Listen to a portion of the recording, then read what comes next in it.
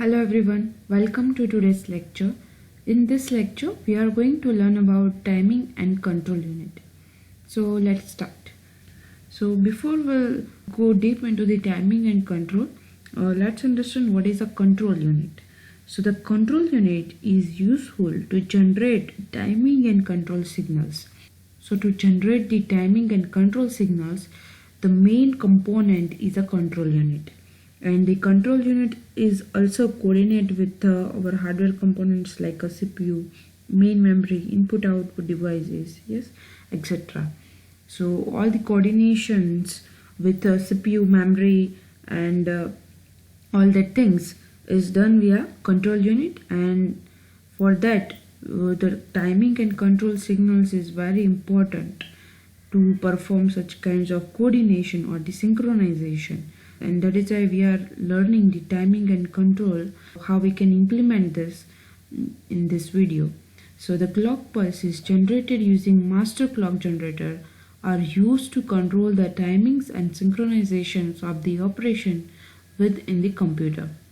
All the flip-flops and registers within the control unit and in the systems are driven by a clock signal. All the control signals are generated in the control unit and they are used as a control input for the multiplexers in the common bus, processor and registers and micro operations for accumulator.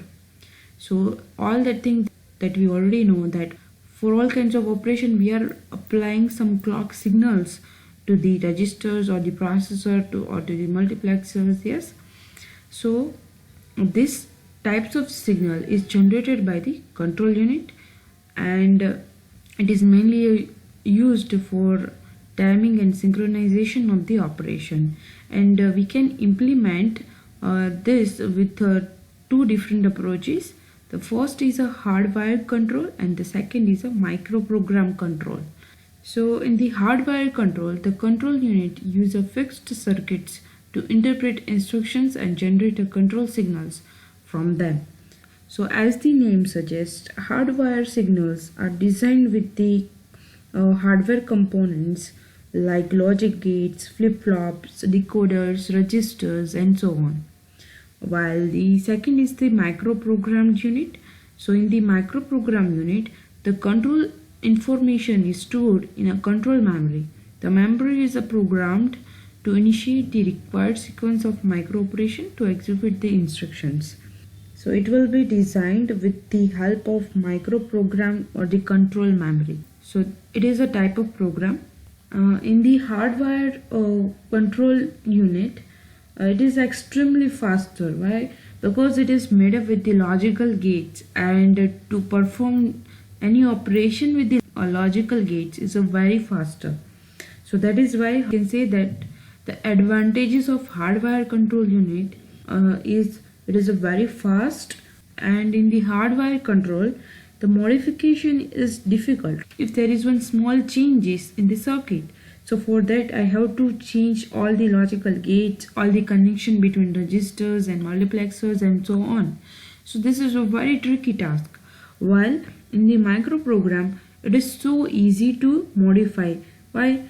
Because it is a program, so modification in the program is very easy than the hardwired control. So these are the advantages of the microprogram unit. So in this video we are going to learn about the hardwired control to generate the control signals.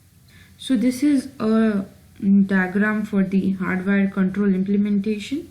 Here this is one register, and this register is the instruction register. In our previous lecture we have already learned about different types of register, and the instruction register is used to hold the instructions, and the size of the instruction is a 16-bit instruction. So here it is start with the 0 and ended with the 50, and this instruction register is divided into the three parts. So the bits from 0 to 11, so these bits are the address bits. So this is used to hold the address. Next, these 3 bits are the opcode bits, and the last one bit is a mode bit, or we can say that I bit. So this is the structure of register that we have already learned in our previous lecture.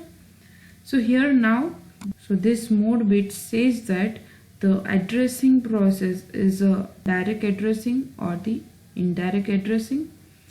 Next 3 bits is a opcode bits, means it specifies which types of operation you want to perform, like addition, subtraction and so on. And this all 11 bit is indicates the address of the operand where our operand is stored. So this is the basic structure of instruction register. So this is a IR, instruction register. Okay, now here this 3 bit is a opcode bit. Suppose I want to perform addition. So this 3 bits represents the addition operation.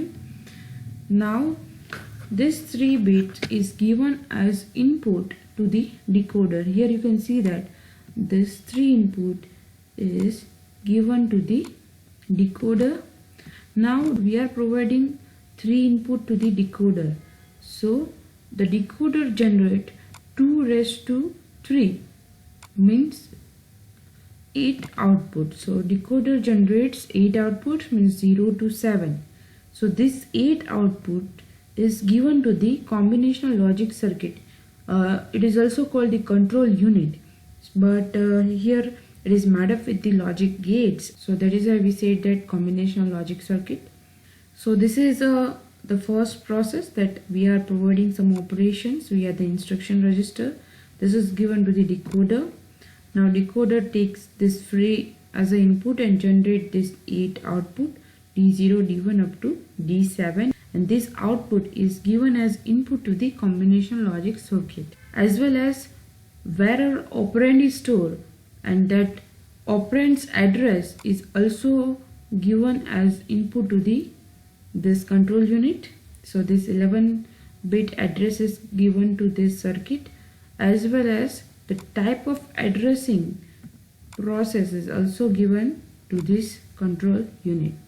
So these are the inputs that is given to the control unit, as well as there is one sequence counter.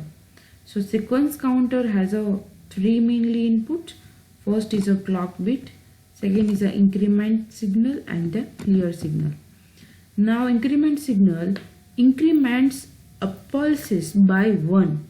Yes, means suppose at T1 we are performing some operation. So after increment, at the next timing we are performing the another operation and so on. So that is given as an increment signal. Because this is a 4-bit sequence counter, that is why it generates the 4 outputs, and this 4 output is given as input to the decoder.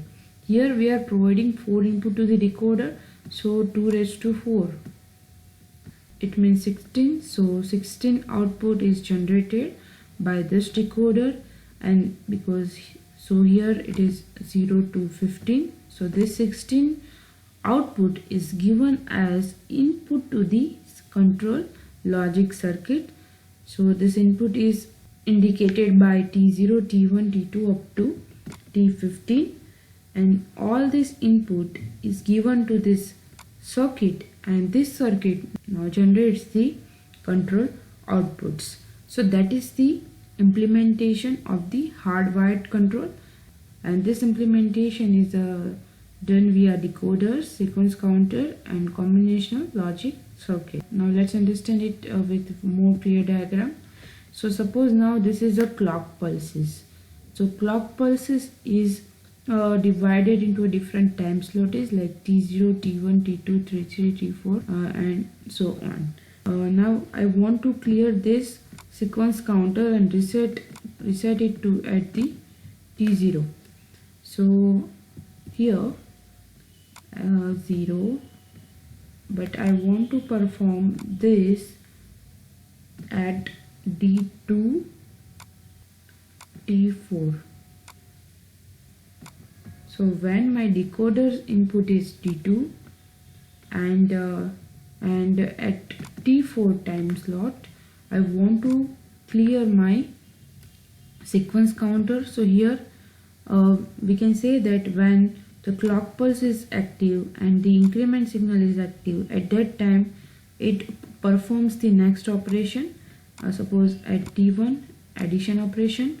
Then after the clock signal is active and the increment signal is active, at that time at T2 signal some subtraction is performed. Then after, when the clock signal is active and the increment signal is active, at that time, so at T3 some shift operation is performed. And then after, if we provide clear as active, so when we provide clear signal as active, at that time it clears the sequence counter and it again start with the T0 signal. So that is the use of the clear signal. So suppose I want to clear my sequence counter at the T4 and D2. So here T0 is represented like here, T0 is active in this area. So here from this T0 is active and the rest is inactive. Now from this T0 is again active. So that is why the signal is active here. At T1 means from this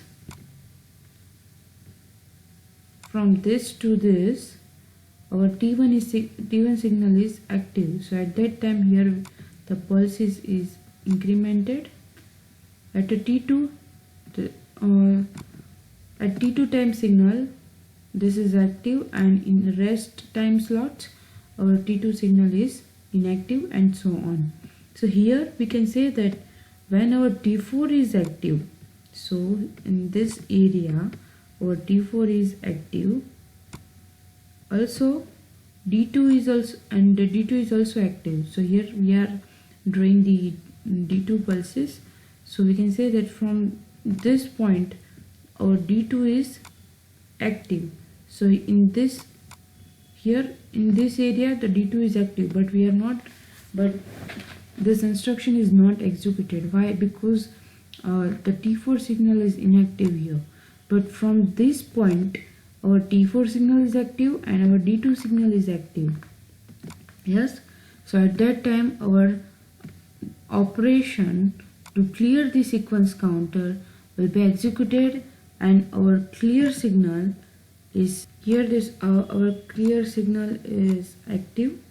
So here, not here but here, from this point our clear signal will execute and clear our sequence counter. So here we can say that T4 is active, D2 is active, and our clear signal is also active. So at that time our operation is executed in the hardwired control unit. So this is how the signal is generated. So that's it about the control timing signal using the hardwired control unit. So thank you so much for watching this video.